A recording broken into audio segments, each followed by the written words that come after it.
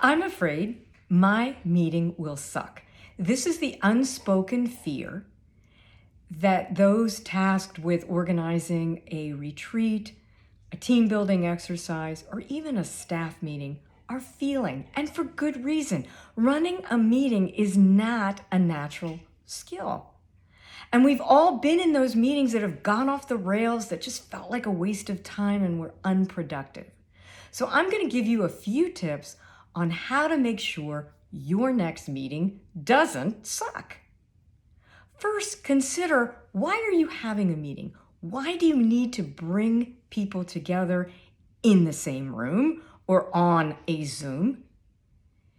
If you're simply transmitting information, you can probably do that in other ways.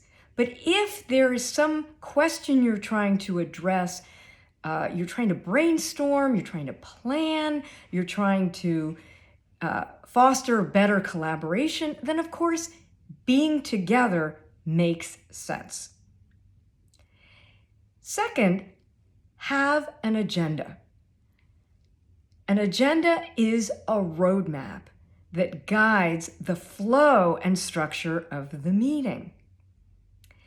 And I like to begin by thinking, the group's coming in one place.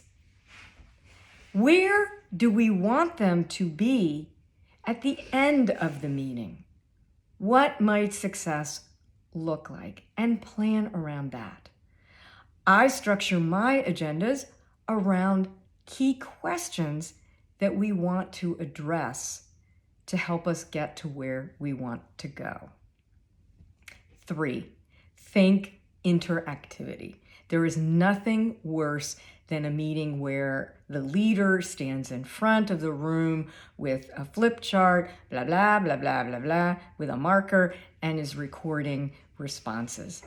People get tired, and you're only working one side of their brains. Better to do exercises that get people up and moving. An example of that might be to throw out a question, ask people individually and in silence to write some responses, and then to post their responses on a wall, get everybody standing up, looking at that wall, and having a discussion about where you have convergences and where there are divergences, and build a conversation around that.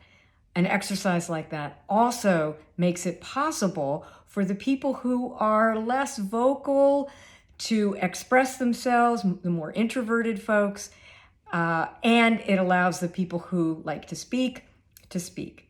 The other aspect is to think throughout the meeting to divide the group into pairs or triads or small groups and then come back as a big group. Mixing it up like that also helps to foster some good energy and gets people working together in productive ways.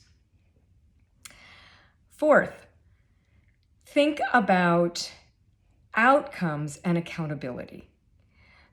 So there's nothing worse than you have a great meeting and everyone's excited and then nothing happens afterwards. Being clear about what has been accomplished, what the group has decided, what the group owns is very important. And setting some time frames about next steps and how you're going to get there is equally important. Another aspect to consider when you're thinking about getting to outcomes is not so much that everyone will agree, but that you get to consensus where everyone can live with it. And it's very important not to try to guide the group towards a predetermined outcome. That is what we would call facipulation, but rather to encourage the group to have the conversation and to own the responses and the next steps. Very, very important. And then make sure, finally, that there is follow-through. If you follow these basic principles, you are on your way to creating a meeting that doesn't suck. And if you're feeling overwhelmed, reach out to Wainger Group at www.waingergroup,